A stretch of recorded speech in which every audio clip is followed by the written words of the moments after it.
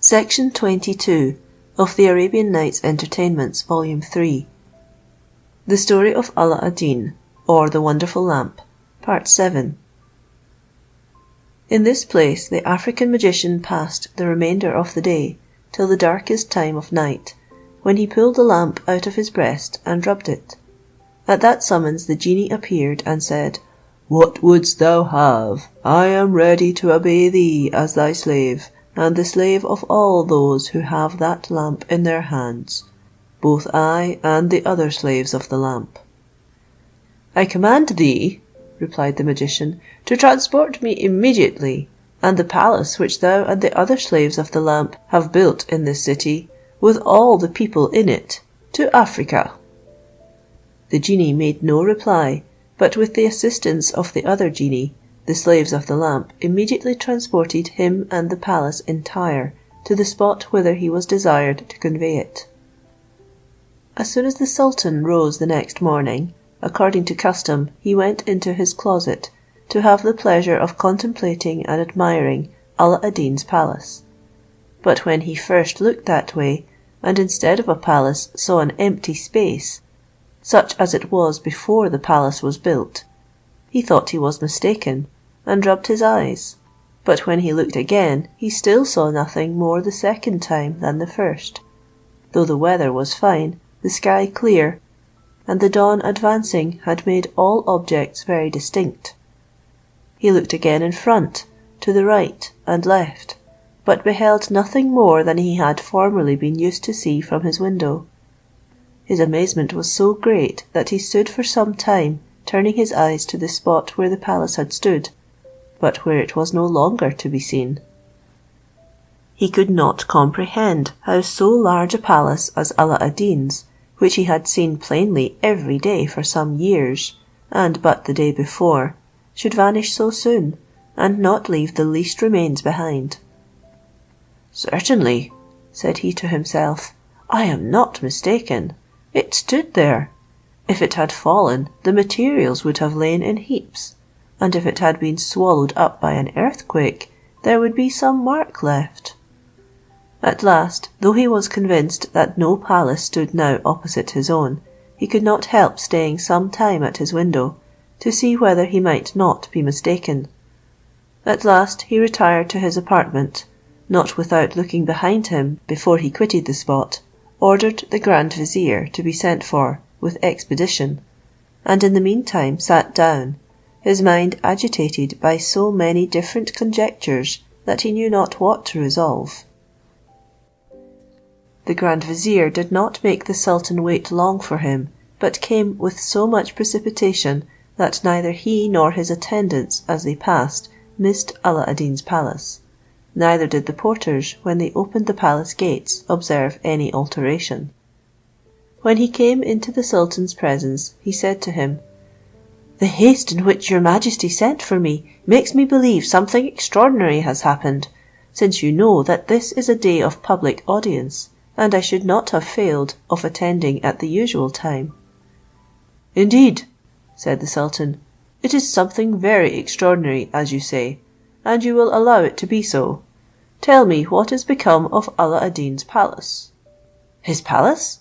replied the grand vizier in amazement. "I thought as I passed it stood in its usual place. Such substantial buildings are not so easily removed." "Go into my closet," said the sultan, "and tell me if you can see it." The grand vizier went into the closet, where he was struck with no less amazement than the sultan had been. When he was well assured that there was not the least appearance of this palace, he returned to the sultan. "Well," said the sultan, "have you seen Ala ad-Din's palace?" "No," answered the vizier, "but your majesty may remember that I had the honour to tell you that palace, which was the subject of your admiration, with all its immense riches, was only the work of magic and a magician, but your majesty would not pay the least attention to what I said." The sultan, who could not deny what the grand vizier had represented to him, flew into the greater passion. "Where is that impostor, that wicked wretch?" said he. that I may have his head taken off immediately." "Sir," replied the Grand Vizier, "it is some days since he came to take his leave of your Majesty on pretence of hunting. He ought to be sent for to know what is become of his palace, since he cannot be ignorant of what has been transacted." "That is too great an indulgence," replied the sultan. "Command a detachment of horse to bring him to me loaded with chains." The Grand Vizier gave orders for a detachment, and instructed the officer who commanded them how they were to act, that Alla ad Deen might not escape. The detachment pursued their orders, and about 5 or 6 leagues from the town met him returning from the chase. The officer advanced respectfully, and informed him the sultan was so impatient to see him that he had sent his party to accompany him home. Alla ad Deen had not the least suspicion of the true reason of their meeting him, but when he came within half a league of the city, the detachment surrounded him, when the officer addressed himself to him and said, "Prince, it is with great regret that I declare to you the sultan's order to arrest you and to carry you before him as a criminal. I beg of you not to take it ill that we acquit ourselves of our duty, and to forgive us." Alla ad Deen, who felt himself innocent, was much surprised at this declaration, and asked the officer if he knew what crime he was accused of, who replied he did not. Then Alla ad Deen, finding that his retinue was much inferior to this detachment, alighted off his horse, and said to the officers, "Execute your orders. I am not conscious that I have committed any offence against the sultan's person or government." A heavy chain was immediately put about his neck, and fastened round his body, so that both his arms were pinioned down. The officer then put himself at the head of the detachment, and one of the troopers taking hold of the end of the chain, and proceeding after the officer, led Alla ad Deen, who was obliged to follow him on foot, into the city. When this detachment entered the suburbs, the people, who saw Alla ad Deen thus led as a state criminal, never doubted but that his head was to be cut off, and as he was generally beloved, some took sabres and other arms, and those who had none gathered stones, and followed the escort.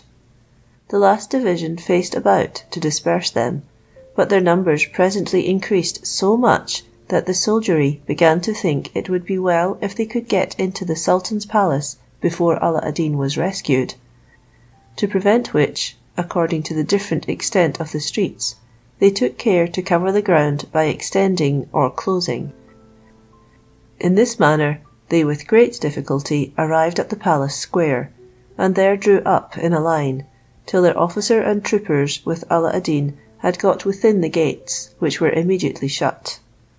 Alla ad Deen was carried before the sultan, who waited for him, attended by the Grand Vizier, in a balcony, and as soon as he saw him, he ordered the executioner, who waited there for the purpose, to strike off his head, without hearing him or giving him leave to clear himself. As soon as the executioner had taken off the chain that was fastened about Alla ad Deen's neck and body, and laid down a skin stained with the blood of the many he had executed, he made the supposed criminal kneel down, and tied a bandage over his eyes. Then, drawing his sabre, took his aim by flourishing it 3 times in the air, waiting for the sultan's giving the signal to strike. At that instant the Grand Vizier, perceiving that the populace had forced the guard of horse, crowded the great square before the palace, and were scaling the walls in several places, and beginning to pull them down to force their way in, he said to the sultan, before he gave the signal, "I beg of your majesty to consider what you are going to do, since you will hazard your palace being destroyed, and who knows what fatal consequence may follow." "My palace forced?" replied the sultan. "Who can have that audacity?" "Sir," answered the Grand Vizier, "if your majesty will but cast your eyes towards the great square, and on the palace walls, you will perceive the truth of what I say." The sultan was so much alarmed when he saw so great a crowd, and how enraged they were, that he ordered the executioner to put his sabre immediately into the scabbard, to unbind Alla ad Deen, and at the same time commanded the porters to declare to the people that the sultan had pardoned him, and that they might retire. Those who had already got upon the walls, and were witnesses of what had passed, abandoned their design and got quickly down, overjoyed that they had saved the life of a man they dearly loved, and published the news amongst the rest, which was presently confirmed by the mace bearers from the top of the terraces. The justice which the sultan had done to Alla ad Deen soon disarmed the populace of their rage. The tumult abated, and the mob dispersed. When Alla ad Deen found himself at liberty, he turned towards the balcony, and perceiving the sultan, raised his voice, and said to him in a moving manner, "I beg of your majesty to add one favour more to that which I have already received, which is, to let me know my crime." "Your crime?" answered the sultan. "Perfidious wretch! Do you not know it? Come hither, and I will show it you." Alla ad Deen went up, when the sultan, going before him without looking at him, said, "Follow me," and then led him into his closet. When he came to the door, he said, "Go in. You ought to know whereabouts your palace stood. Look round, and tell me what is become of it." Alla ad Deen looked, but saw nothing. He perceived the spot upon which his palace had stood, but not being able to divine how it had disappeared, was thrown into such confusion and amazement that he could not return one word of answer. The sultan, growing impatient, demanded of him again, "Where is your palace, and what is become of my daughter?" Alla ad Deen, breaking silence, replied, "Sir, I perceive and own that the palace which I have built is not in its place, but is vanished. Neither can I tell your majesty where it may be, but can assure you I had no concern in its removal." "I am not so much concerned about your palace," replied the sultan. "I value my daughter 10,000 times more, and would have you find her out. Otherwise I will cause your head to be struck off, and no consideration shall divert me from my purpose."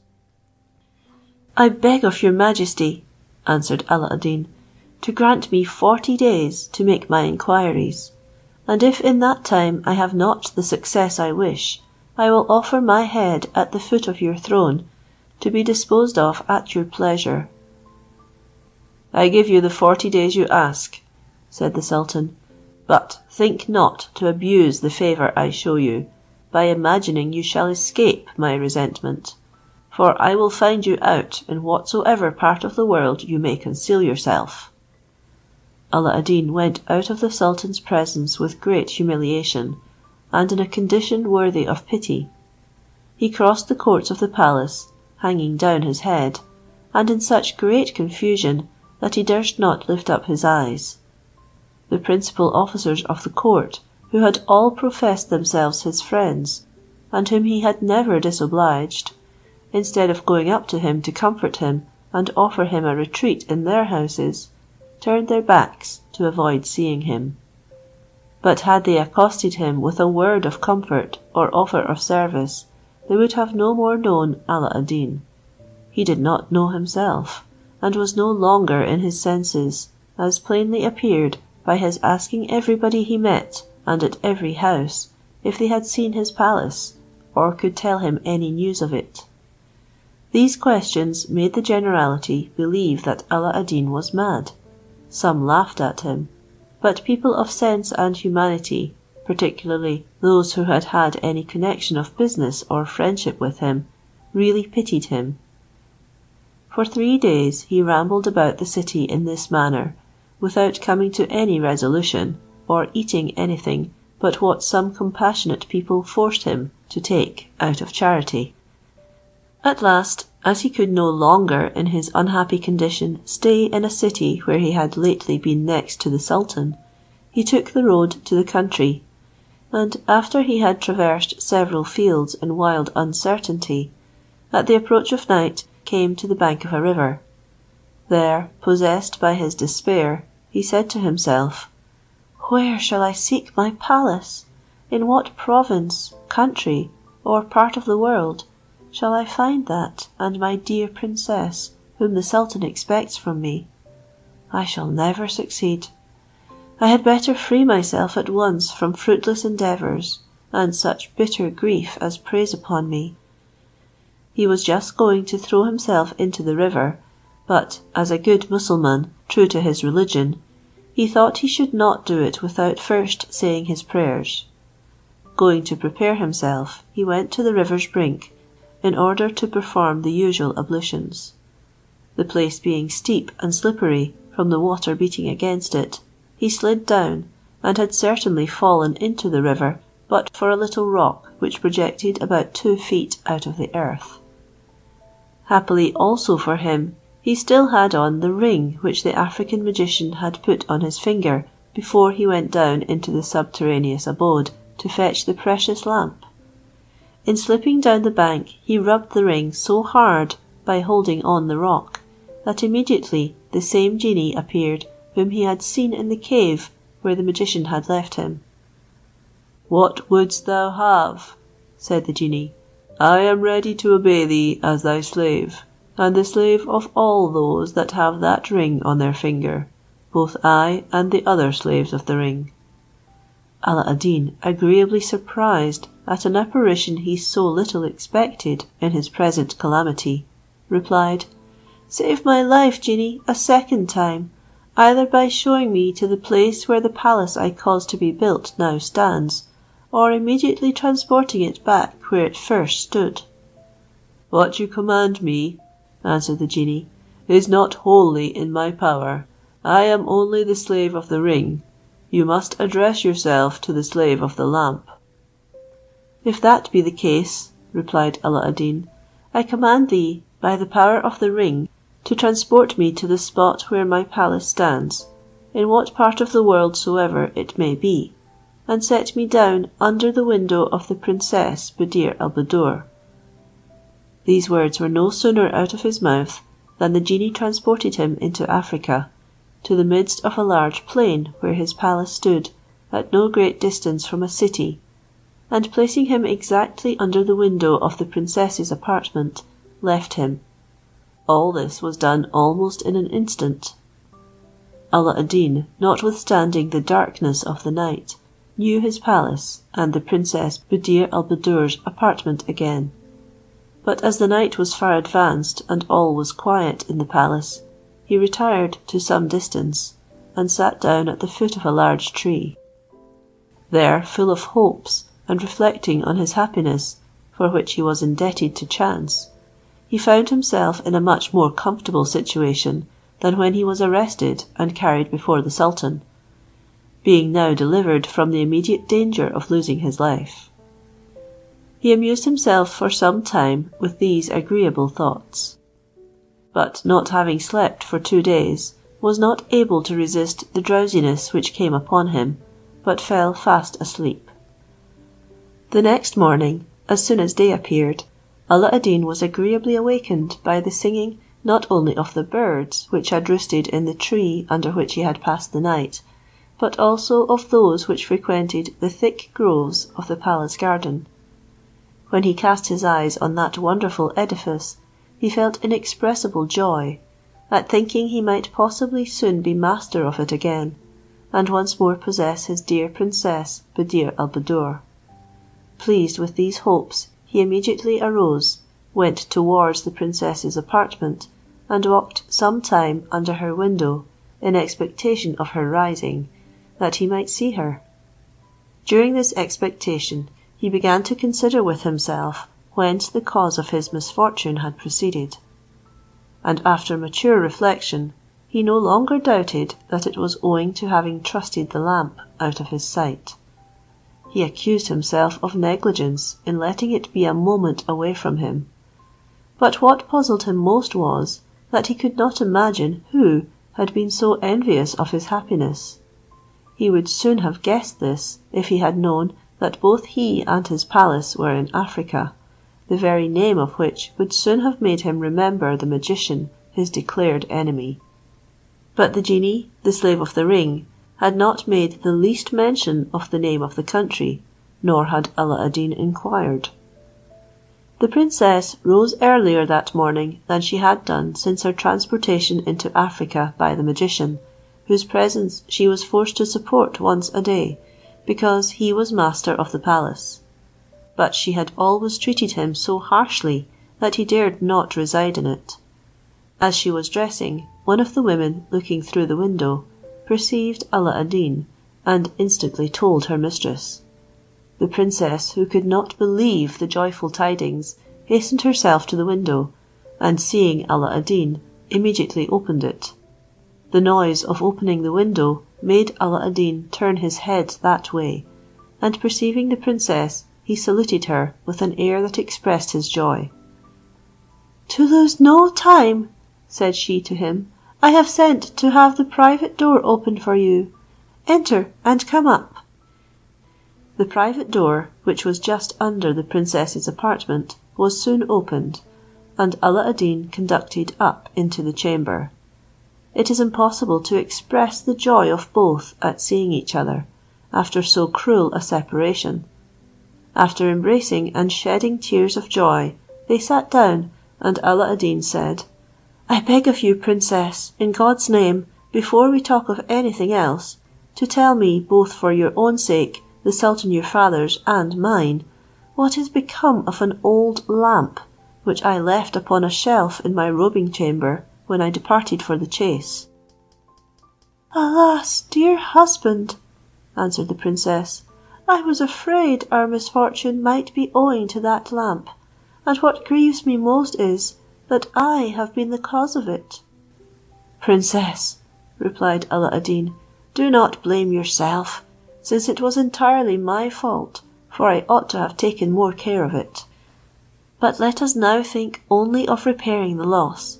Tell me what has happened, and into whose hands it has fallen." The princess then related how she had changed the old lamp for a new one, which she ordered to be fetched, that he might see it, and how the next morning she found herself in the unknown country they were then in, which she was told was Africa, by the traitor who had transported her thither by his magic art. "Princess," said Alla ad Deen, interrupting her, "you have informed me who the traitor is by telling me we are in Africa. He is the most perfidious of men. But this is neither a time nor place to give you a full account of his villainies. I desire you only to tell me what he has done with the lamp, and where he has put it." "He carries it carefully wrapped up in his bosom," said the princess, "and this I can assure you, because he pulled it out before me, and showed it to me in triumph." "Princess," said Alla ad Deen, "do not be displeased that I trouble you with so many questions, since they are equally important to us both. But to come to what most particularly concerns me, tell me, I conjure you, how so wicked and perfidious a man treats you." "Since I have been here," replied the princess, "he repairs once every day to see me, and I am persuaded the little satisfaction he receives from his visits makes him come no oftener. All his addresses tend to persuade me to break that faith I have pledged to you, and to take him for my husband, giving me to understand I need not entertain hopes of ever seeing you again, for that you were dead, having had your head struck off by the sultan my father's order. He added, to justify himself, that you were an ungrateful wretch, that your good fortune was owing to him, and a great many other things of that nature, which I forbear to repeat. But as he received no other answer from me but grievous complaints and tears, he was always forced to retire with as little satisfaction as he came. I doubt not his intention is to allow me time to overcome my grief, in hopes that afterwards I may change my sentiments, and if I persevere in an obstinate refusal, to use violence. But my dear husband's presence removes all my apprehensions." "I am confident my attempts to punish the magician will not be in vain," replied Alla ad Deen, "since my princess's fears are removed, and I think I have found the means to deliver you from both your enemy and mine. To execute this design, it is necessary for me to go to the town. I shall return by noon, will then communicate my design, and what must be done by you to ensure success. But that you may not be surprised, I think it proper to acquaint you that I shall change my apparel, and beg of you to give orders that I may not wait long at the private door, but that it may be opened at the first knock." All which the princess promised to observe. When Alla ad Deen was out of the palace, he looked round him on all sides, and perceiving a peasant going into the country, hastened after him, and when he had overtaken him, made a proposal to him to change habits, which the man agreed to. When they had made the exchange, the countryman went about his business, and Alla ad Deen went to the city. After traversing several streets, he came to that part of the town where all descriptions of merchants and artisans had their particular streets, according to their trades. He went into that of the druggists, and going into one of the largest and best furnished shops, asked the druggist if he had a certain powder which he named. The druggist, judging Alla ad Deen by his habit to be very poor, and that he had not money enough to pay for it, told him he had it, but that it was very dear. Upon which Alla ad Deen penetrated his thoughts, pulled out his purse, and showing him some gold, asked for half a dram of the powder, which the druggist weighed, wrapped up in paper, and gave him, telling him the price was a piece of gold. Alla ad Deen put the money into his hand, and staying no longer in the town than just to get a little refreshment, returned to the palace, where he waited not long at the private door. When he came into the princess's apartment, he said to her, "Princess, perhaps the aversion you tell me you have for your ravisher may be an objection to your executing what I am going to propose, but permit me to say it is proper that you should at this juncture dissemble a little, and do violence to your inclinations. If you would deliver yourself from him, and give my lord the sultan your father the satisfaction of seeing you again.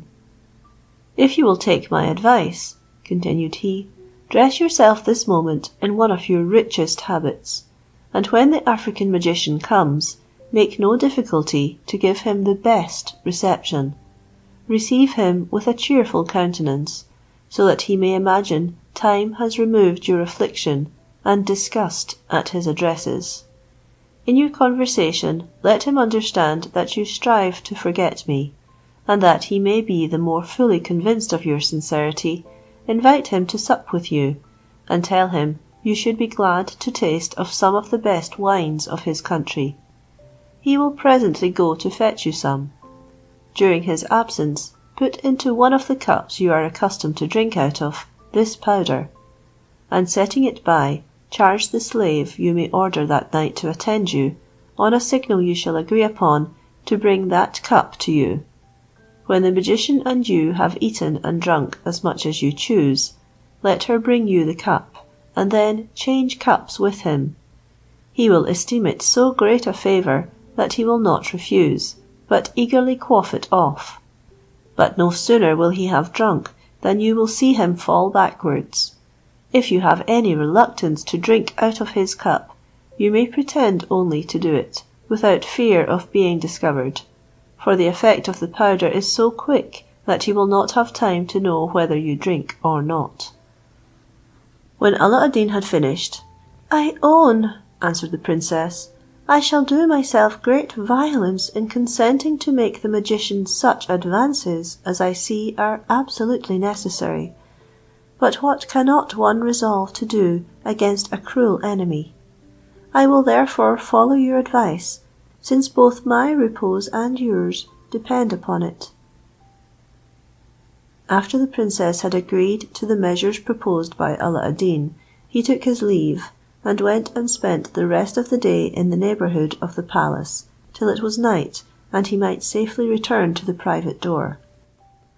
The princess, who had remained inconsolable at being separated not only from her husband, whom she had loved from the first moment, and still continued to love more out of inclination than duty, but also from the sultan her father, who had always showed the most tender and paternal affection for her, had, ever since their cruel separation, lived in great neglect of her person. She had almost forgotten the neatness so becoming persons of her sex and quality, particularly after the first time the magician paid her a visit, and she had understood by some of the women, who knew him again, that it was he who had taken the old lamp in exchange for a new one, which rendered the sight of him more abhorred. However, the opportunity of taking the revenge he deserved made her resolve to gratify Alla ad Deen. As soon therefore as he was gone, she sat down to dress, and was attired by her women to the best advantage in the richest habit of her wardrobe. Her girdle was of the finest and largest diamonds, set in gold, her necklace of pearls, 6 on a side, so well proportioned to that in the middle, which was the largest ever seen, and invaluable that the greatest sultaness would have been proud to have been adorned with only 2 of the smallest. Her bracelets, which were of diamonds and rubies intermixed, corresponded admirably to the richness of the girdle and necklace. When the Princess Buddir al Buddoor was completely dressed, she consulted her glass and women upon her adjustment, and when she found she wanted no charms to flatter the foolish passion of the African magician, she sat down on a sofa expecting his arrival.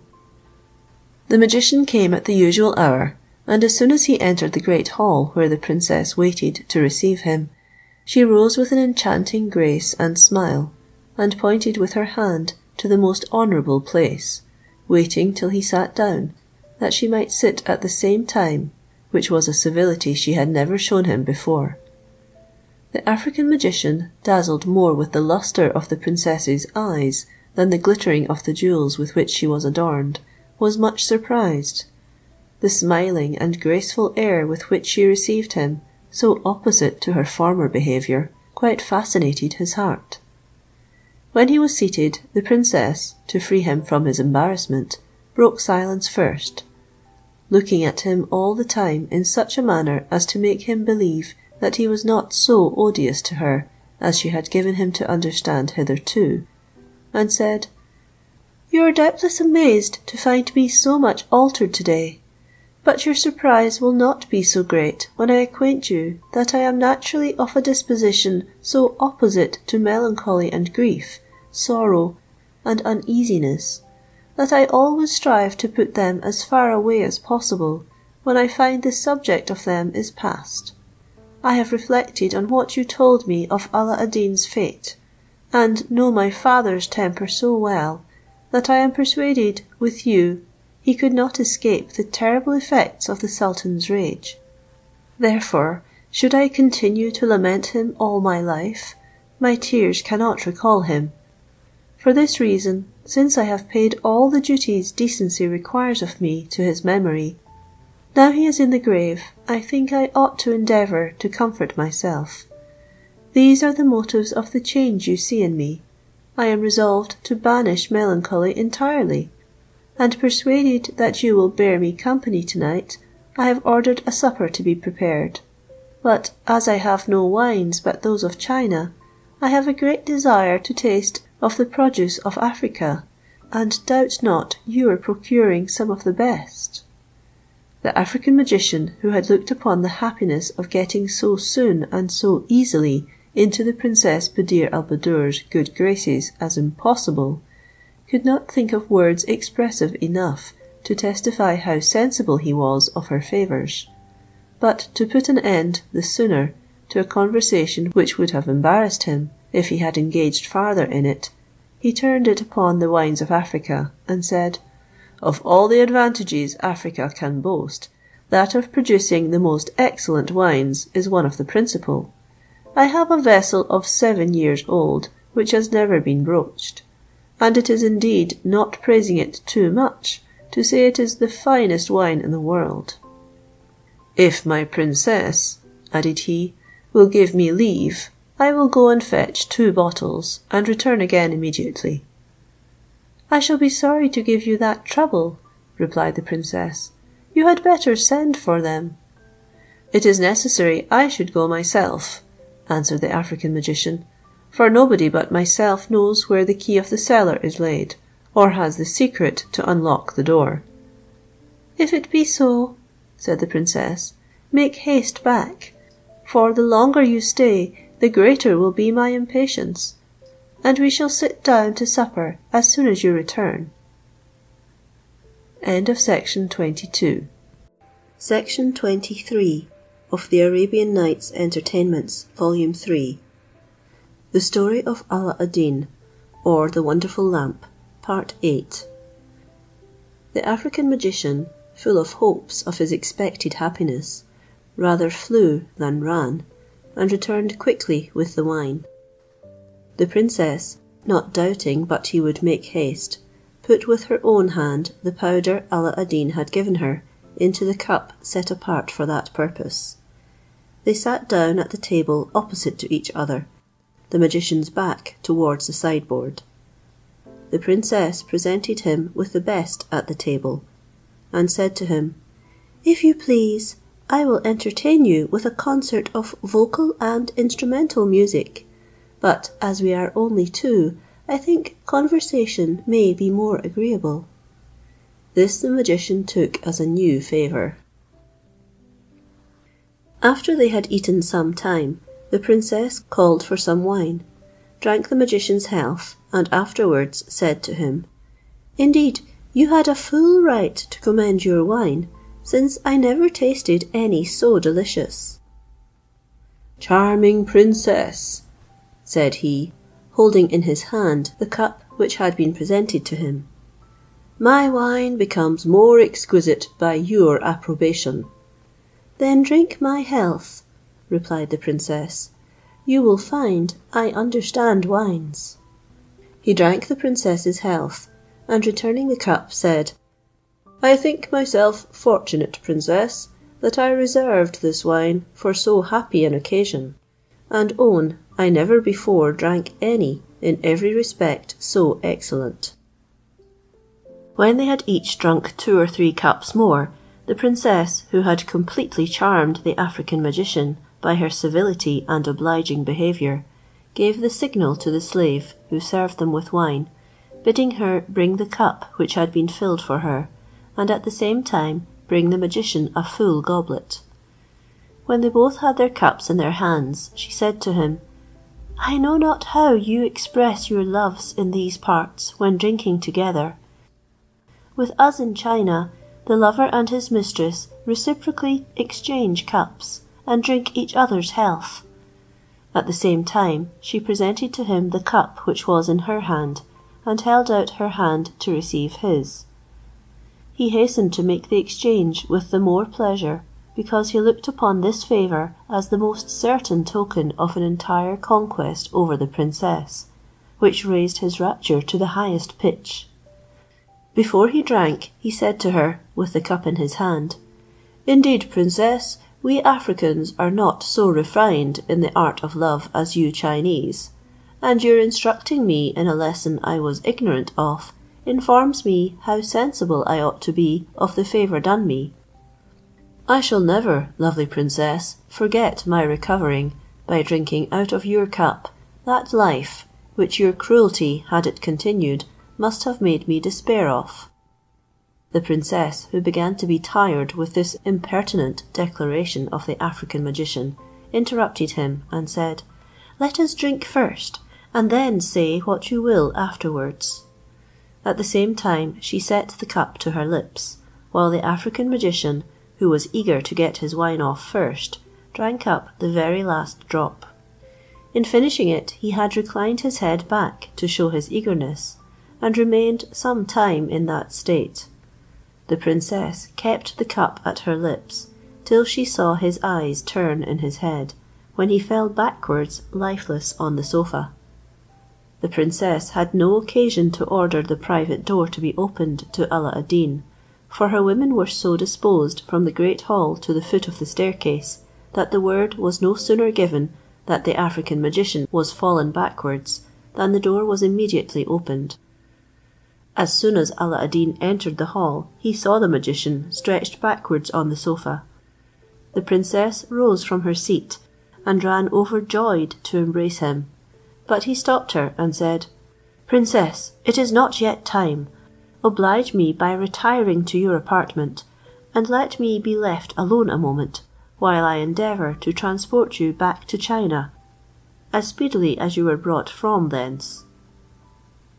When the princess, her women and eunuchs were gone out of the hall, Alla ad Deen shut the door, and going directly to the dead body of the magician, opened his vest, took out the lamp, which was carefully wrapped up, as the princess had told him, and unfolding and rubbing it, the genie immediately appeared.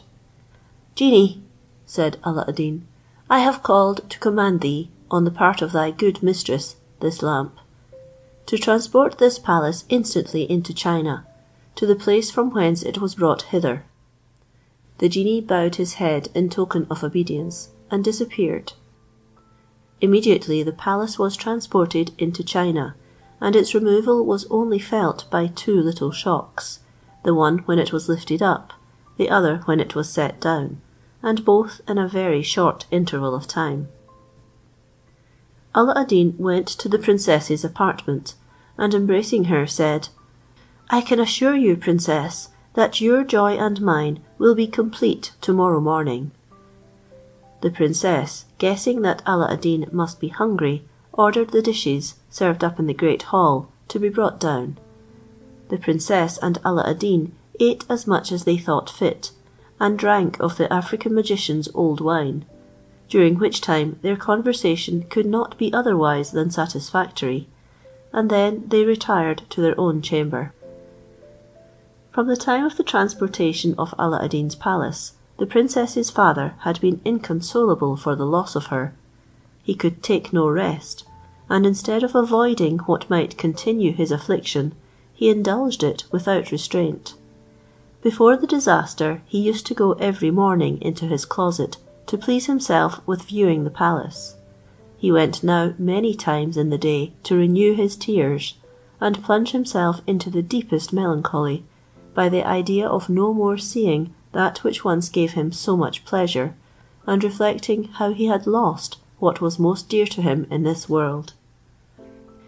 The very morning of the return of Alla ad Deen's palace, the sultan went by break of day into his closet to indulge his sorrows.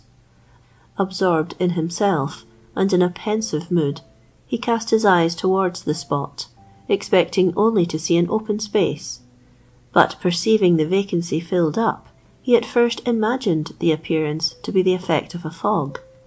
Looking more attentively, he was convinced beyond the power of doubt it was his son-in-law's palace. Joy and gladness succeeded to sorrow and grief. He returned immediately into his apartment, and ordered a horse to be saddled and brought to him without delay, which he mounted that instant, thinking he could not make haste enough to the palace. Alla ad Deen, who foresaw what would happen, rose that morning by daybreak, put on one of the most magnificent habits his wardrobe afforded, and went up into the hall of 24 windows, from whence he perceived the sultan approaching, and got down soon enough to receive him at the foot of the great staircase, and to help him to dismount. "Alla ad Deen," said the sultan, "I cannot speak to you till I have seen and embraced my daughter." He led the sultan into the princess's apartment. The happy father embraced her with his face bathed in tears of joy, and the princess on her side showed him all the testimonies of the extreme pleasure the sight of him afforded her. The sultan was some time before he could open his lips, so great was his surprise and joy to find his daughter again, after he had given her up for lost; and the princess, upon seeing her father, let fall tears of rapture and affection. At last the sultan broke silence, and said, "I would believe, daughter, your joy to see me makes you seem as little changed as if no misfortune had befallen you. Yet I cannot be persuaded but that you have suffered much alarm, for a large palace cannot be so suddenly transported as yours has been, without causing great fright and apprehension. I would have you tell me all that has happened, and conceal nothing from me." The princess, who took great pleasure in giving the sultan the satisfaction he demanded, said, "If I appear so little altered, I beg of your majesty to consider that I received new life yesterday morning by the presence of my dear husband and deliverer, Alla ad Deen, whom I looked upon and bewailed as lost to me, and the happiness of seeing and embracing of whom has almost recovered me to my former state of health. My greatest suffering was only to find myself forced from your majesty and my dear husband, not only from the love I bore my husband, but from the uneasiness I laboured under, through fear that he, though innocent, might feel the effects of your anger, to which I knew he was left exposed. I suffered but little from the insolence of the wretch who had carried me off, for having secured the ascendant over him, I always put a stop to his disagreeable overtures, and was as little constrained as I am at present. As to what relates to my transportation, Alla ad Deen had no concern in it. I was myself the innocent cause of it."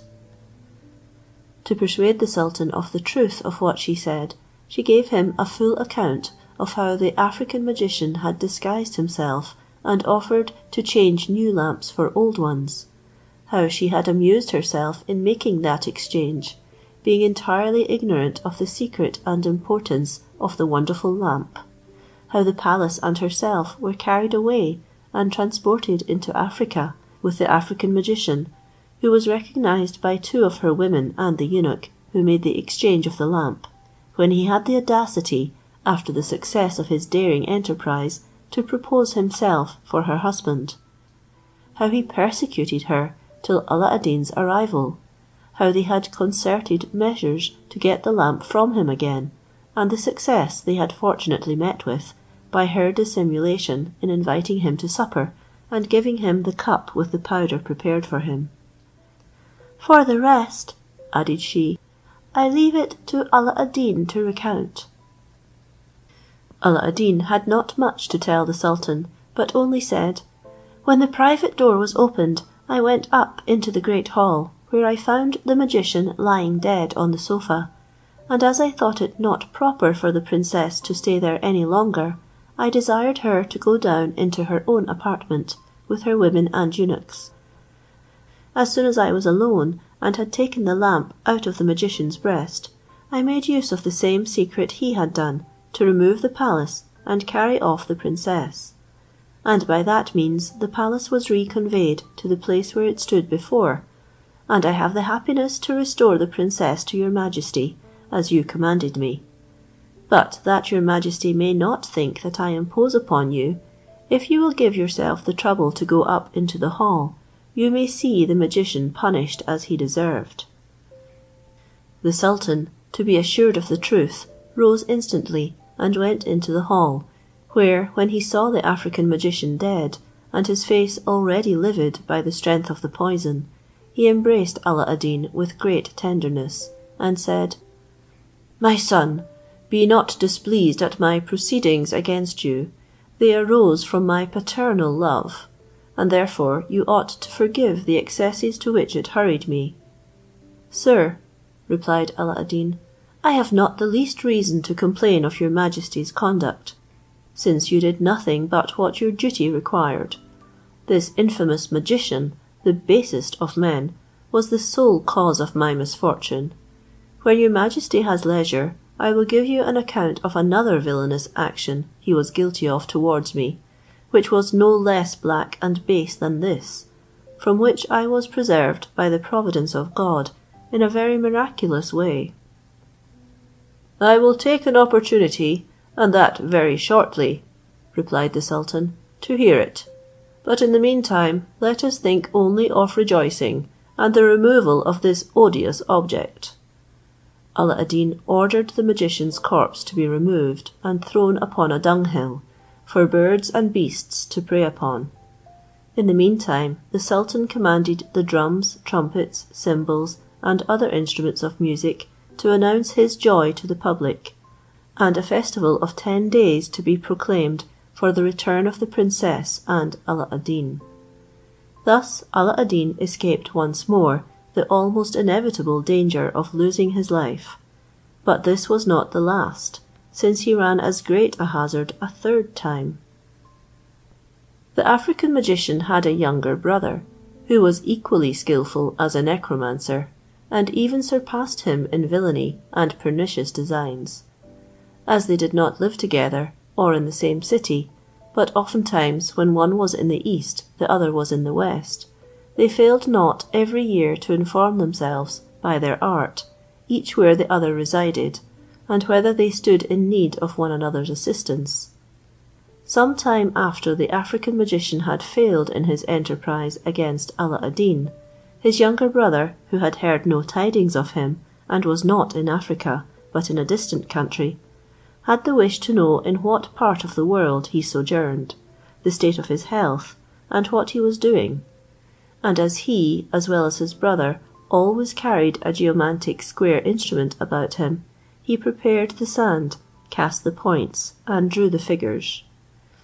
On examining the planetary mansions, he found that his brother was no longer living, but had been poisoned, and by another observation, that he was in the capital of the kingdom of China. Also that the person who had poisoned him was of mean birth, though married to a princess, a sultan's daughter. When the magician had informed himself of his brother's fate, he lost no time in useless regret, which could not restore him to life, but resolving immediately to revenge his death, departed for China, where, after crossing plains, rivers, mountains, deserts, and a long tract of country, without delay, he arrived after incredible fatigues. When he came to the capital of China, he took a lodging. The next day he walked through the town, not so much to observe the beauties, which were indifferent to him, as to take proper measures to execute his pernicious designs. He introduced himself into the most frequented places, where he listened to everybody's discourse. In a place where people resort to divert themselves with games of various kinds, and where some were conversing, while others played, he heard some persons talk of the virtue and piety of a woman called Fatima, who was retired from the world, and of the miracles she wrought. As he fancied that this woman might be serviceable to him in the project he had conceived, he took one of the company aside, and requested to be informed more particularly who that holy woman was, and what sort of miracles she performed. "What!" said the person whom he addressed, "have you never seen or heard of her? She is the admiration of the whole town, for her fasting, her austerities, and her exemplary life. Except Mondays and Fridays, she never stirs out of her little cell, and on those days on which she comes into the town, she does an infinite deal of good. For there is not a person that has the headache but is cured by her laying her hand upon them." The magician wanted no further information. He only asked the person in what part of the town this holy woman's cell was situated.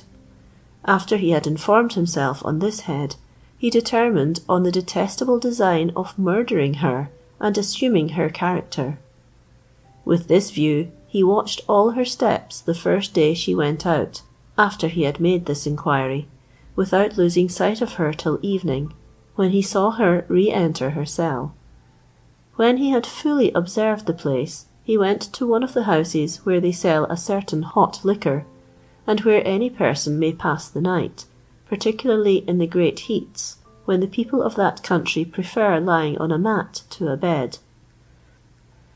About midnight, after the magician had satisfied the master of the house for what little he had called for, he went out and proceeded directly to the cell of Fatima.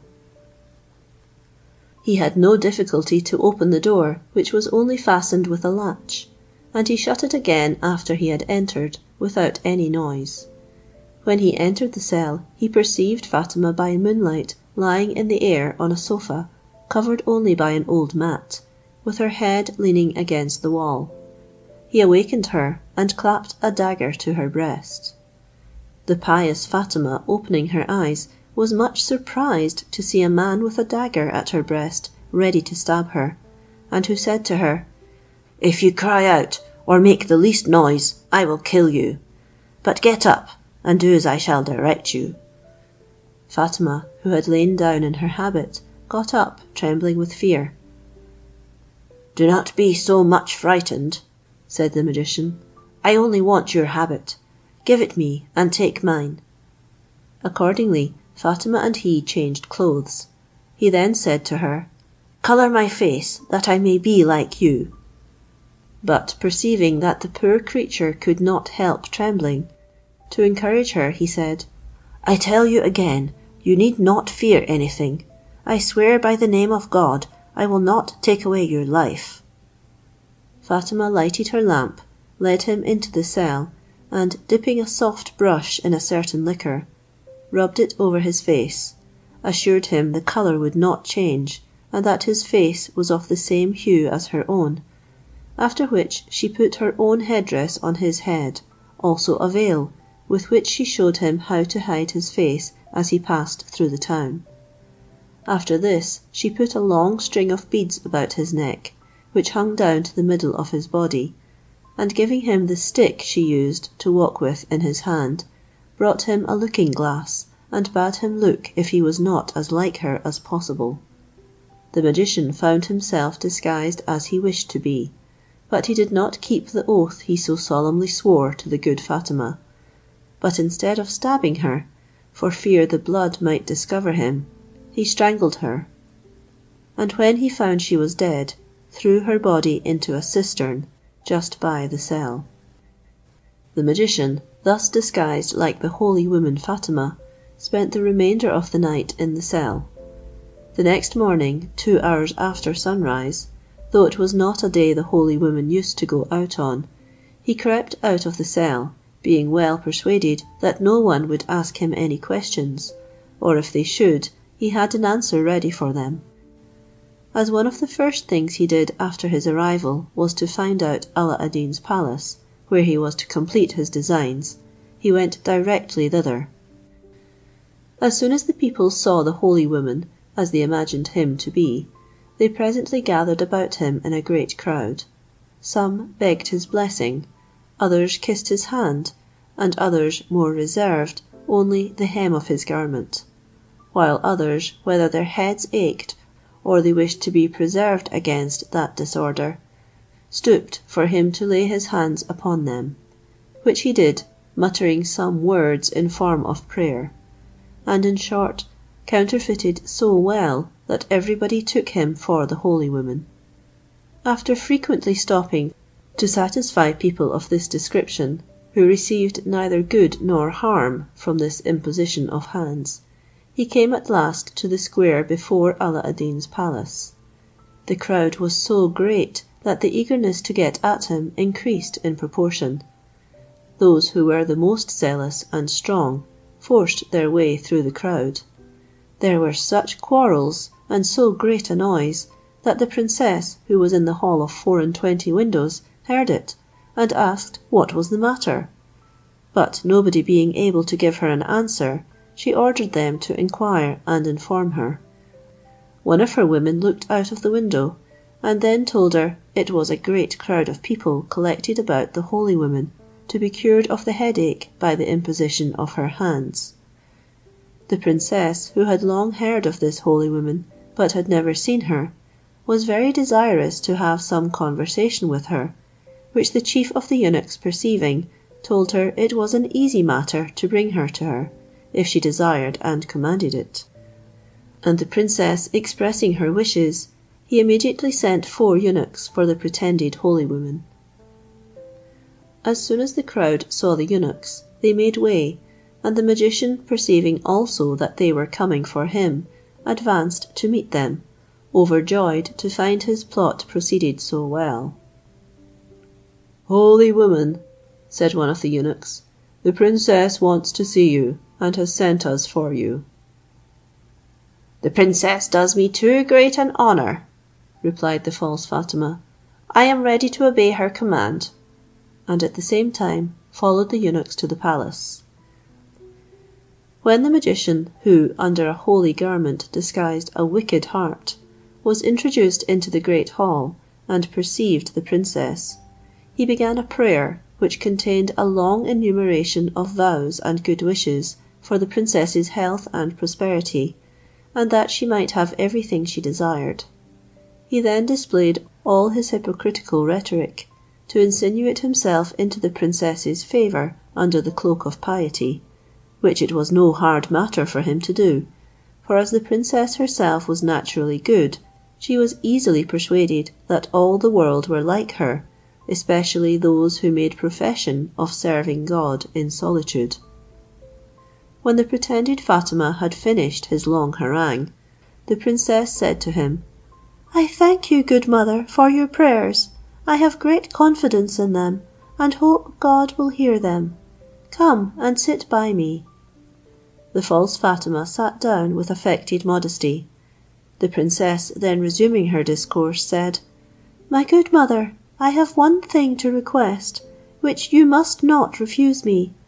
It is to stay with me, that you may edify me with your way of living, and that I may learn from your good example how to serve God." "Princess," said the counterfeit Fatima, "I beg of you not to ask what I cannot consent to, without neglecting my prayers and devotion." "That shall be no hindrance to you," answered the princess. "I have a great many apartments unoccupied. You shall choose which you like best, and have as much liberty to perform your devotions as if you were in your own cell." The magician, who desired nothing more than to introduce himself into the palace, where it would be a much easier matter for him to execute his designs, under the favour and protection of the princess, than if he had been forced to come and go from the cell to the palace, did not urge much to excuse himself from accepting the obliging offer which the princess made him.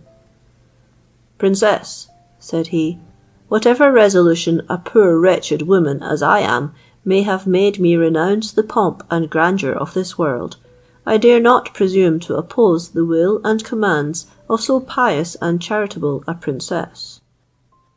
Upon this, the princess, rising up, said, "Come with me. I will show you what vacant apartments I have, that you may make choice of that you like best." The magician followed the princess, and of all the apartments she showed him, made choice of that which was the worst furnished, saying it was too good for him, and that he only accepted of it to please her. Afterwards the princess would have brought him back again into the great hall to make him dine with her, but he, considering that he should then be obliged to show his face, which he had always taken care to conceal, and fearing that the princess should find out that he was not Fatima, he begged of her earnestly to excuse him, telling her that he never ate anything but bread and dried fruits, and desiring to eat that slight repast in his own apartment. The princess granted his request, saying, "You may be as free here, good mother, as if you were in your own cell. I will order you a dinner, but remember I expect you as soon as you have finished your repast." After the princess had dined, and the false Fatima had been informed by one of the eunuchs that she was risen from table, he failed not to wait upon her. "My good mother," said the princess, "I am overjoyed to have the company of so holy a woman as yourself, who will confer a blessing upon this palace. But now I am speaking of the palace, pray, how do you like it? And before I show it all to you, tell me first what you think of this hall." Upon this question, the counterfeit Fatima, who, to act his part the better, affected to hang down his head, without so much as ever once lifting it, at last looked up, and surveyed the hall from one end to the other. When he had examined it well, he said to the princess, "As far as such a solitary being as I am, who am unacquainted with what the world calls beautiful, can judge, this hall is truly admirable and most beautiful. There wants but one thing."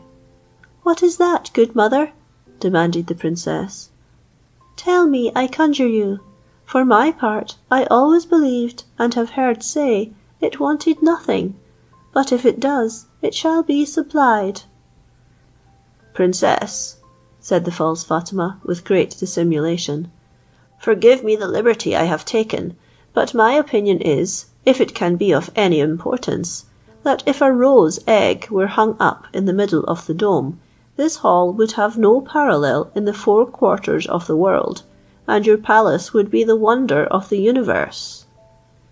"My good mother," said the princess, "what bird is a roe, and where may one get an egg?"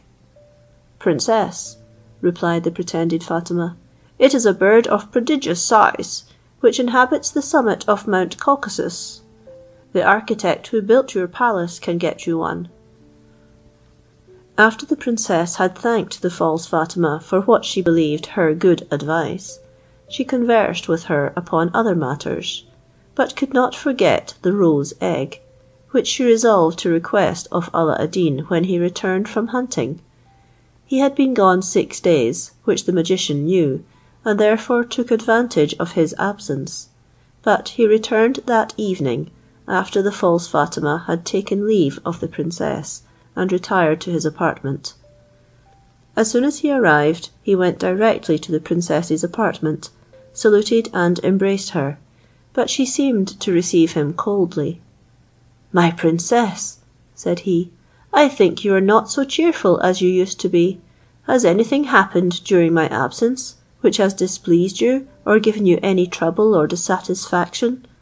In the name of God, do not conceal it from me. I will leave nothing undone that is in my power to please you." "It is a trifling matter," replied the princess, "which gives me so little concern, that I could not have thought you could have perceived it in my countenance; but since you have unexpectedly discovered some alteration, I will no longer disguise a matter of so little consequence from you. I always believed," continued the princess, "that our palace was the most superb, magnificent, and complete in the world; but I will tell you now what I find fault with, upon examining the hall of 24 windows. Do not you think with me that it would be complete if a roe's egg were hung up in the midst of the dome?" "Princess," replied Alla ad Deen, "it is enough that you think there wants such an ornament. You shall see by the diligence used to supply that deficiency, that there is nothing which I would not do for your sake." Alla ad Deen left the princess Buddir al Buddoor that moment, and went up into the hall of 24 windows, where, pulling out of his bosom the lamp, which, after the danger he had been exposed to, he always carried about him, he rubbed it, upon which the genie immediately appeared. "Genie," said Alla ad Deen, "there wants a roe's egg to be hung up in the midst of the dome. I command thee, in the name of this lamp, to repair the deficiency." Alla ad Deen had no sooner pronounced these words, than the genie gave so loud and terrible a cry, that the hall shook, and Alla ad Deen could scarcely stand upright. "What, wretch!" said the genie, in a voice that would have made the most undaunted man tremble, "is it not enough that I and my companions have done everything for you, but you, by an unheard of ingratitude, must command me to bring my master, and hang him up in the midst of this dome? This attempt deserves that you, your wife, and your palace should be immediately reduced to ashes. But you are happy that this request does not come from yourself. Know then, that the true author is the brother of the African magician, your enemy, whom you have destroyed as he deserved. He is now in your palace, disguised in the habit of the holy woman Fatima, whom he has murdered, and it is he who has suggested to your wife to make this pernicious demand. His design is to kill you, therefore take care of yourself." After these words the genie disappeared. Alla ad Deen lost not a word of what the genie had said. He had heard talk of the holy woman Fatima, and how she pretended to cure the headache. He returned to the princess's apartment, and without mentioning a word of what had happened, sat down and complained of a great pain which had suddenly seized his head, upon which the princess ordered the holy woman to be called, and then told him how she had invited her to the palace, and that she had appointed her an apartment. When the pretended Fatima came, Alla ad Deen said, "Come hither, good mother. I am glad to see you here at so fortunate a time.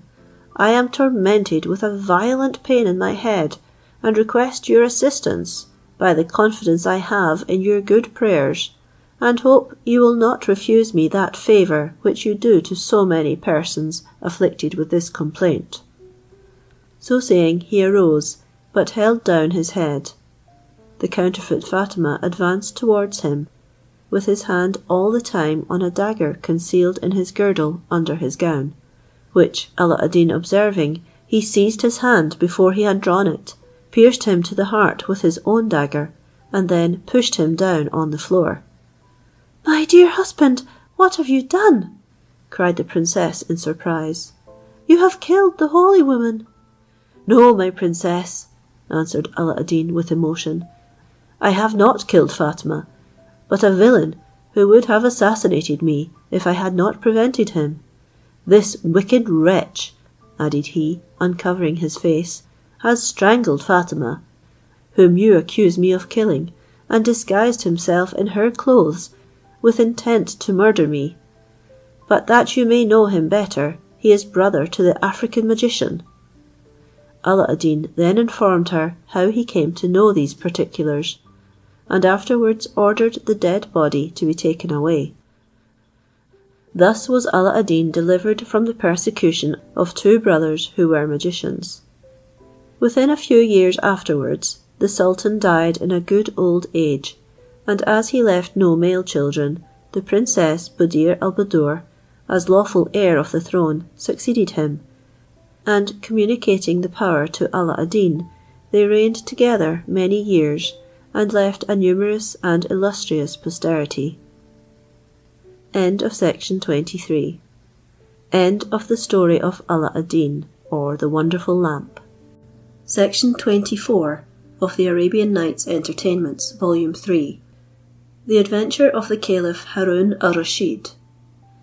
The Caliph Harun ar-Rashid was one day suffering from depression of spirits, when his faithful and favourite Grand Vizier Ja'afir came to him, this minister finding him alone, which was seldom the case, and perceiving as he approached that he was in a very melancholy humour, and never lifted up his eyes, stopped till he should vouchsafe to look at him. At last the caliph turned his eyes towards him, but presently withdrew them again, and remained in the same posture, motionless as before. The Grand Vizier, observing nothing in the caliph's eyes which regarded him personally, took the liberty to speak to him, and said, "Commander of the faithful, will your majesty give me leave to ask whence proceeds this melancholy, of which you always seemed to me so little susceptible?" "Indeed, Vizier," answered the caliph, brightening up his countenance, "I am very little subject to it, and had not perceived it but for you. But I will remain no longer in this hippish mood. If no new affair brought you hither, you will gratify me by inventing something to dispel it." "Commander of the faithful," replied the Grand Vizier, "my duty obliged me to wait on you, and I take the liberty to remind your majesty that this is the day which you have appointed to inform yourself of the good government of your capital and its environs, and this occasion very opportunely presents itself to dispel those clouds which obscure your natural gaiety." "You do well to remind me," replied the caliph, "for I had entirely forgotten it. Go and change your dress, while I do the same." They each put on the habit of a foreign merchant, and under that disguise went out by a private door of the palace garden, which led into the country. After they had gone round part of the city to the banks of the Euphrates, at some distance from the walls, without having observed anything disorderly, they crossed the river in the first boat they met, and making a tour on the other side, crossed the bridge, which formed the communication betwixt the two parts of the town. At the foot of this bridge they met an old blind man, who asked alms of them. The Caliph turned about and put a piece of gold into his hand. The blind man instantly caught hold of his hand and stopped him. "Charitable person," said he, "whoever you are, whom God hath inspired to bestow alms on me, do not refuse the favour I ask of you, to give me a box on the ear, for I deserve that and a greater punishment." Having thus spoken, he let the Caliph's hand go, that he might strike, but for fear he should pass on without doing it, held him fast by his clothes. The Caliph, surprised both at the words and action of the blind man, said, "I cannot comply with your request. I will not lessen the merit of my charity by treating you as you would have me." After these words he endeavoured to get away from the blind man. The blind man, who expected this reluctance of his benefactor, exerted himself to detain him. "Sir," said he, "forgive my boldness and importunity. I desire you would either give me a box on the ear, or take your alms back again, for I cannot receive it but on that condition, without breaking a solemn oath which I have sworn to God. And if you knew the reason, you would agree with me that the punishment is very slight." The Caliph, unwilling to be detained any longer, yielded to the importunity of the blind man, and gave him a very slight blow, whereupon he immediately let him go, thanked and blessed him. When the Caliph and Vizier had got some small distance from the blind man, the Caliph said to Ja'afar, "This blind man must certainly have some very uncommon reasons, which make him behave himself in this manner to all who give him alms. I should be glad to know them. Therefore return, tell him who I am, and bid him not fail to come to my palace about prayer time in the afternoon of tomorrow, that I may have some conversation with him." The Grand Vizier returned, bestowed his alms on the blind man, and after he had given him a box on the ear, told him the Caliph's order, and then returned to the Caliph. When they came into the town, they found in the square a great crowd of spectators, looking at a handsome, well-shaped young man, who was mounted on a mare, which he drove and urged full speed round the place, spurring and whipping the poor creature so barbarously that she was all over sweat and blood. The Caliph, amazed at the inhumanity of the rider, stopped to ask the people if they knew why he used the mare so ill, but could learn nothing, except that for some time past he had every day at the same hour treated her in the same manner. As they went along, the Caliph bade the Grand Vizier take particular notice of the place, and not fail to order the young man to attend the next day at the hour appointed to the blind man. But before the Caliph got to his palace, he observed in a street, which he had not passed through a long time before, an edifice newly built, which seemed to him to be the palace of some one of the great lords of the court.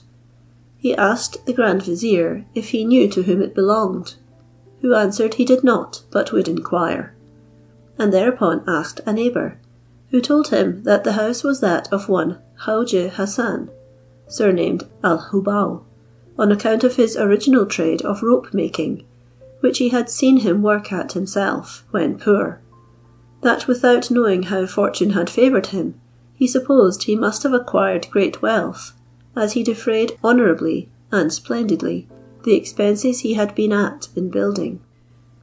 The Grand Vizier rejoined the Caliph, and gave him a full account of what he had heard.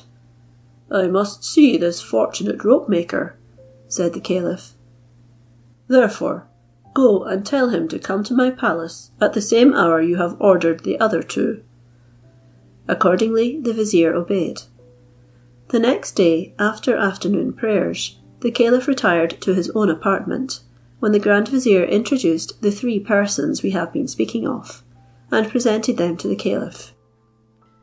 They all three prostrated themselves before the throne, and when they rose up, the Caliph asked the blind man his name, who answered, It was Baba Abdullah. "Baba Abdullah," replied the Caliph, "your manner of asking alms seemed so strange to me yesterday, that if it had not been for some private considerations, I should not have complied with your request, but should have prevented you from giving any more offence to the public. I ordered you to come hither to know from yourself what could have induced you to make the indiscreet oath you told me of, that I may judge whether you have done well, and if I ought to suffer you to continue a practice that appears to me to set so ill an example. Tell me freely how so extravagant a thought came into your head, and do not disguise anything from me, for I will absolutely know the truth." Baba Abdullah, intimidated by this reprimand, cast himself a second time at the foot of the Caliph's throne with his face to the ground, and when he rose up, said, "Commander of the Faithful, I most humbly ask your Majesty's pardon for my presumption in daring to have required and almost forced you to do a thing which indeed appears so contrary to reason. I acknowledge my offence, but as I did not then know your Majesty, I implore your clemency, and hope you will consider my ignorance. As to the extravagance of my action, I own it, and own also that it must seem strange to mankind, but in the eye of God it is a slight penance I have enjoined myself for an enormous crime of which I have been guilty, and for which, if all the people in the world were each to give me a box on the ear, it would not be a sufficient atonement. Your Majesty will judge of this yourself, when, in telling my story, in obedience to your commands, I shall inform you what that heinous crime was." End of section 24. Section 25 of the Arabian Nights Entertainments, Volume 3. The Adventure of the Caliph Harun al-Rashid, Part 2. The Story of Baba Abdullah. Commander of the Faithful, I was born at Baghdad, had a moderate fortune left me by my father and mother, who died within a few days of each other. Though I was then but young, I did not squander away my fortune as most young men do, in idle expenses and debauchery. On the contrary, I neglected no opportunity to increase it by my industry. At last I became rich enough to purchase 80 camels, which I let out to merchants for caravans, who paid me well for every journey I went with them throughout the extent of your Majesty's dominions. In the midst of this prosperity, and with an ardent desire of growing much richer, as I was returning one day with my camels unloaded from Bussorah, whither I had carried some bales that were to be embarked for the Indies, I met with good pasturage at some distance from any habitation, made a halt, and let my beasts graze for some time.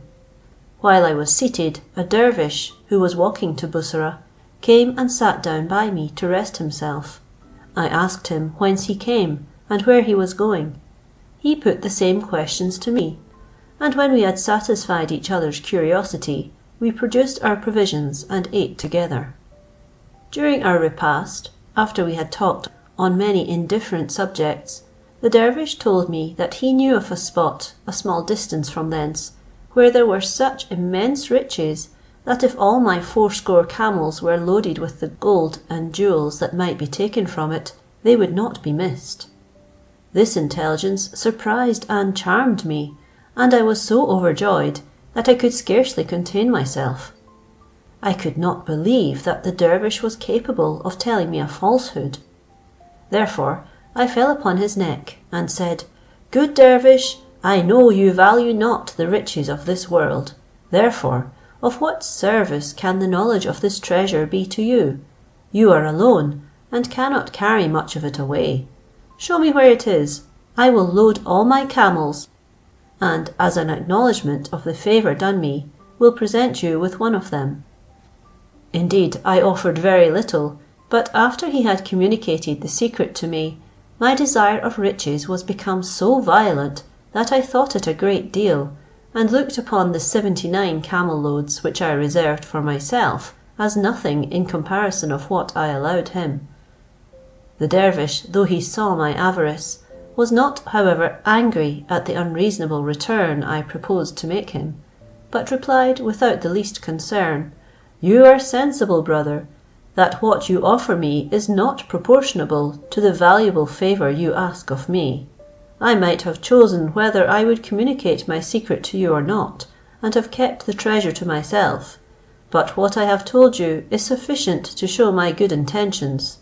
It is in my power to oblige you, and make both our fortunes. I have, however, another proposition more just and equitable to make to you. It lies in your own breast whether or no you will agree to it. You say," continued the dervish, "that you have 80 camels.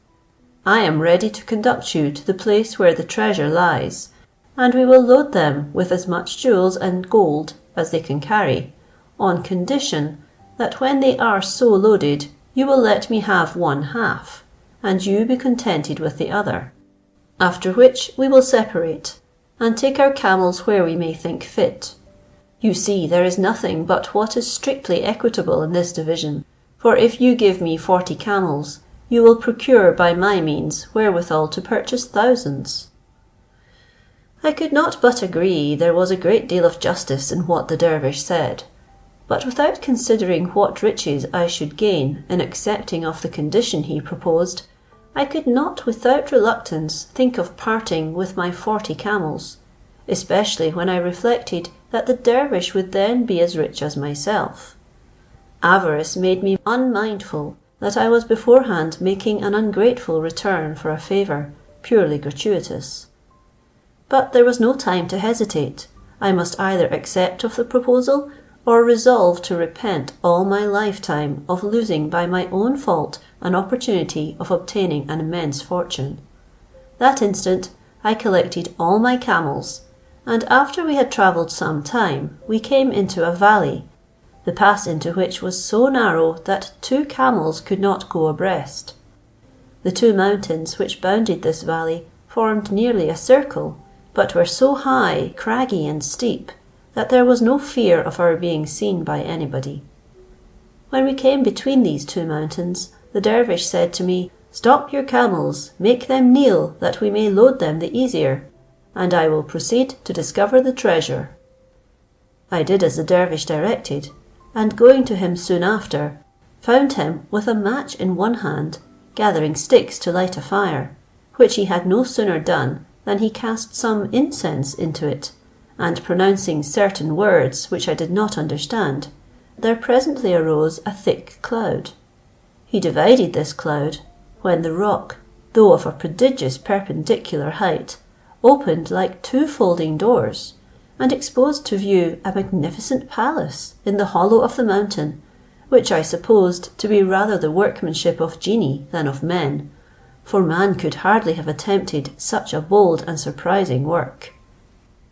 But this, I must tell your majesty, was an afterthought, which did not occur to me at the moment. So eager was I for the treasures which displayed themselves to my view, that I did not even stop to admire the magnificent columns and arcades which I saw on all sides, and without attention to the regularity with which the treasures were ranged, like an eagle seizing her prey, I fell upon the first heap of golden coin that was near me. My sacks were all large, and with my good will I would have filled them all, but I was obliged to proportion my burden to the strength of my camels. The dervish did the same, but I perceived he paid more attention to the jewels, and when he told me the reason, I followed his example, so that we took away much more jewels than gold. When we had filled our sacks and loaded our camels, we had nothing left to do but to shut up the treasure and go our way. But before we parted, the dervish went again into the treasury, where there were a great many wrought vessels of gold of different forms. I observed that he took out of one of these vessels a little box of a certain wood, which I knew not, and put it into his breast, but first showed me that it contained only a kind of glutinous ointment. The dervish used the same incantations to shut the treasury as he had done to open it, and after he pronounced certain words, the doors closed, and the rock seemed as solid and entire as before. We now divided our camels. I put myself at the head of the 40 which I had reserved for myself, and the dervish placed himself at the head of the rest which I had given him.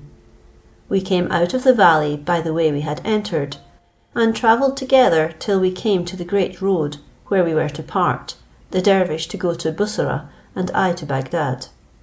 To thank him for so great a kindness, I made use of the most expressive terms, testifying my gratitude for the preference he had given me before all other men in letting me have a share of such riches. We embraced each other with great joy, and taking our leave, pursued our different routes. I had not gone far, following my camels, which paced quietly on in the track I had put them into, before the demon of ingratitude and envy took possession of my heart, and I deplored the loss of my other 40, but much more the riches wherewith they were loaded. The dervish, said I to myself, has no occasion for all this wealth, since he is master of the treasure, and may have as much as he pleases. So I gave myself up to the blackest ingratitude, and determined immediately to take the camels with their loading from him. To execute this design, I first stopped my own camels, then ran after the dervish, and called to him as loud as I could, giving him to understand that I had something material to say to him, and made a sign to him to stop, which he accordingly did.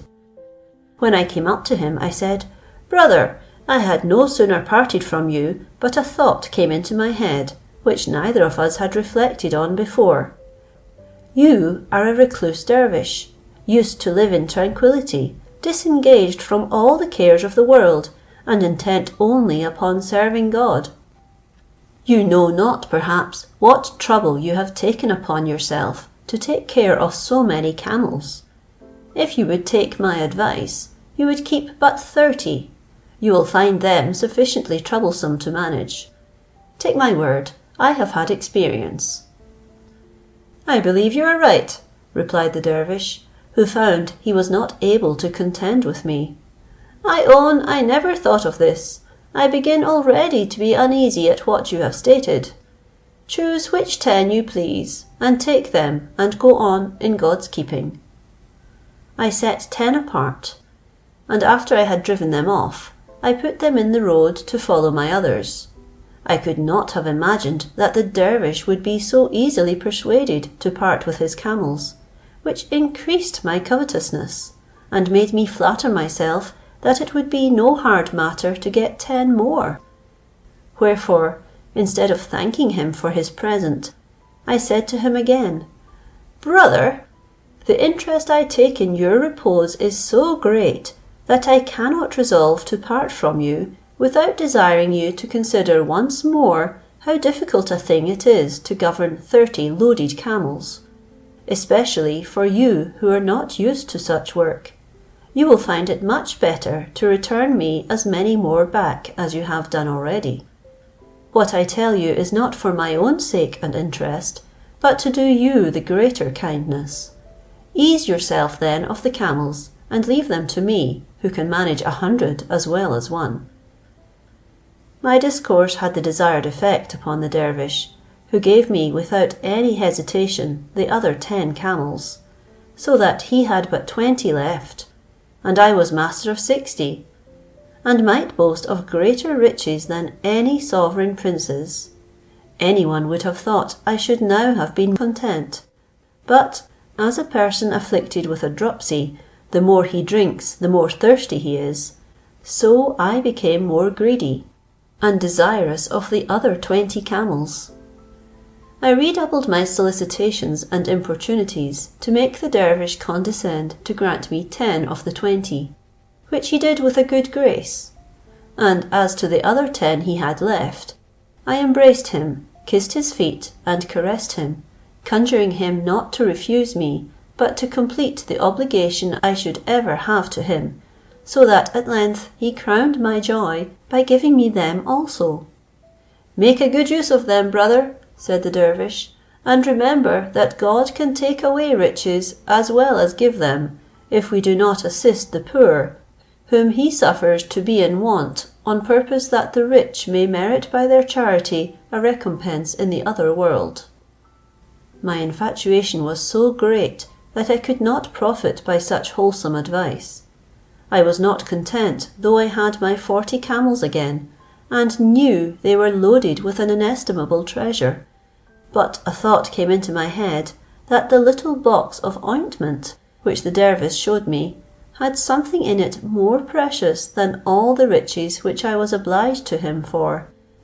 The place from whence the dervish took it, said I to myself, and his care to secure it, makes me believe there is something mysterious in it. This determined me to obtain it. I had just embraced him and bade him adieu, but as I turned about from him, I said, "What will you do with that little box of ointment? It seems such a trifle, it is not worth your carrying away. I entreat you to make me a present of it. For what occasion has a dervish as you are, who has renounced the vanities of the world, for perfumes or scented ointments?" Would to heaven he had refused me that box! But if he had, I was stronger than he, and resolved to have taken it from him by force, that for my complete satisfaction it might not be said he had carried away the smallest part of the treasure. The dervish, far from denying me, readily pulled it out of his bosom, and presenting it to me with the best grace in the world, said, "Here, take it, brother, and be content. If I could do more for you, you needed but to have asked me. I should have been ready to satisfy you." When I had the box in my hand, I opened it, and looking at the ointment, said to him, "Since you are so good, I am sure you will not refuse me the favour to tell me the particular use of this ointment." "The use is very surprising and wonderful," replied the dervish. "If you apply a little of it round the left eye and upon the lid, you will see at once all the treasures contained in the bosom of the earth. But if you apply it to the right eye, it will make you blind." I would make the experiment myself. "Take the box," said I to the dervish, "and apply some to my left eye. You understand how to do it better than I, and I long to experience what seems so incredible." Accordingly, I shut my left eye, and the dervish took the trouble to apply the unguent. I opened my eye, and was convinced he had told me the truth. I saw immense treasures, and such prodigious riches, so diversified, that it is impossible for me to give an account of them. But as I was obliged to keep my right eye shut with my hand, and that tired me, I desired the dervish to apply some of the pomatum to that eye. "I am ready to do it," said the dervish, "but you must remember what I told you, that if you put any of it upon your right eye, you would immediately be blind. Such is the virtue of the ointment." Far from being persuaded of the truth of what the dervish said, I imagined on the contrary that there was some new mystery which he meant to hide from me. "Brother," replied I, smiling, "I see plainly you wish to mislead me. It is not natural that this ointment should have two such contrary effects." "The matter is as I tell you," replied the dervish, taking the name of God to bear witness. "You ought to believe me, for I cannot disguise the truth." I would not believe the dervish, who spoke like an honest man. My insurmountable desire of seeing at my will all the treasures in the world, and perhaps of enjoying those treasures to the extent I coveted, had such an effect upon me, that I could not hearken to his remonstrances, nor be persuaded of what was however but too true. As to my lasting misfortune I soon experienced. I persuaded myself that if the ointment, by being applied to the left eye, had the virtue of showing me all the treasures of the earth, by being applied to the right, it might have the power of putting them in my disposal. Possessed with this thought, I obstinately pressed the dervish to apply the ointment to my right eye, but he as positively refused. "Brother," said he, "after I have done you so much service, I cannot resolve to do you so great an injury. Consider with yourself what a misfortune it is to be deprived of one's eyesight. Do not reduce me to the hard necessity of obliging you in a thing which you will repent of all your life." I persisted in my obstinacy, and said to him in strong terms, "Brother, I earnestly desire you to lay aside all your difficulties. You have granted me most generously all that I have asked of you hitherto, and would you have me go away dissatisfied with you at last about a thing of so little consequence? For God's sake, grant me this last favour. Whatever happens, I will not lay the blame on you, but take it upon myself alone." The dervish made all the resistance possible, but seeing that I was able to force him to do it, he said, "Since you will absolutely have it so, I will satisfy you." And thereupon he took a little of the fatal ointment and applied it to my right eye, which I kept shut. But alas! when I came to open it, I could distinguish nothing with either eye but thick darkness, and became blind as you see me now. "Ah, dervish!" I exclaimed in agony, "what you forewarned me of has proved but too true. Fatal curiosity," added I, "insatiable desire of riches, into what an abyss of miseries have they cast me! I am now sensible what a misfortune I have brought upon myself. But you, dear brother," cried I, addressing myself to the dervish, "who are so charitable and good, among the many wonderful secrets you are acquainted with, have you not one to restore to me my sight again?" "Miserable wretch," answered the dervish, "if you would have been advised by me, you would have avoided this misfortune. But you have your deserts.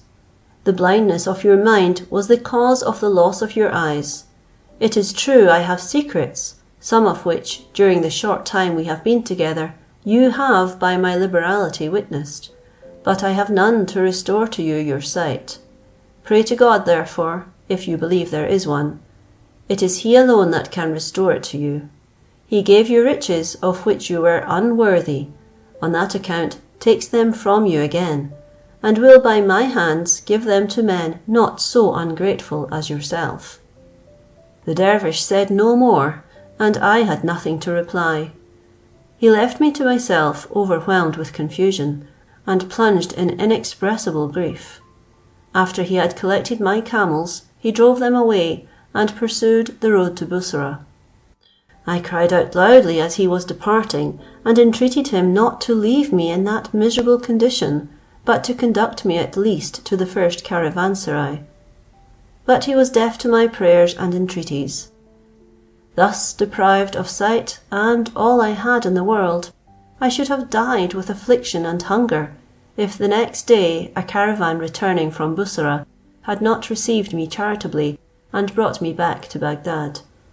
After this manner was I reduced without remedy from a condition worthy the envy of princes for riches and magnificence, though not for power, to beggary without resource.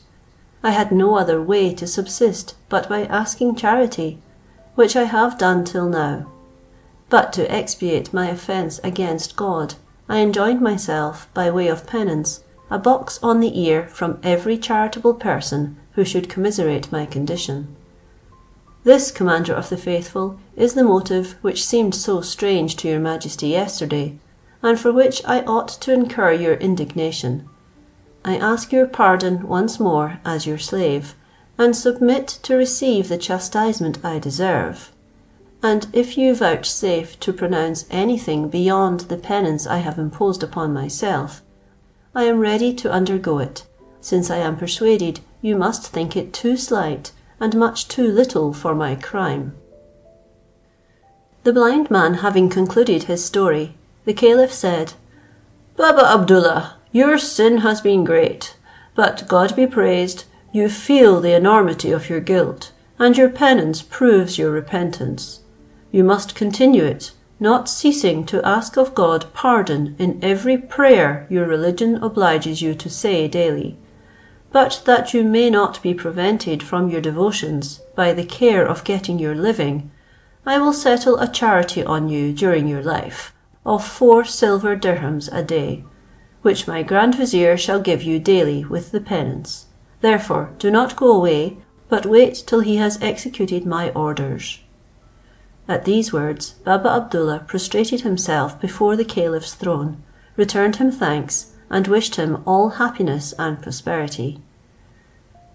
The caliph, very well satisfied with the story of Baba Abdullah and the dervish, addressed himself to the young man who used his mare so ill, and asked him his name, to which he replied it was Sayyid Naumaun.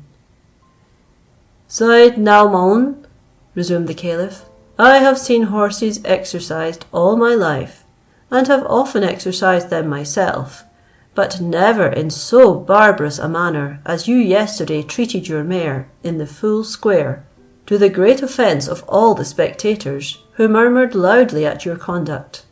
I myself was not less displeased, and had nearly, contrary to my intention, discovered who I was, to have punished your cruelty. By your air and behaviour you do not seem to be a barbarous or cruel man, and therefore I would fain believe that you had reason for what you did, since I am informed that this was not the first time, but that you practice the same treatment every day. I would know what is the cause, and sent for you for that purpose, that you should tell me the truth, and disguise nothing from me." Sayyid Naumaun understood what the caliph demanded of him. The relation was painful to him. He changed colour several times, and could not help showing how greatly he was embarrassed. However, he must resolve to tell his story.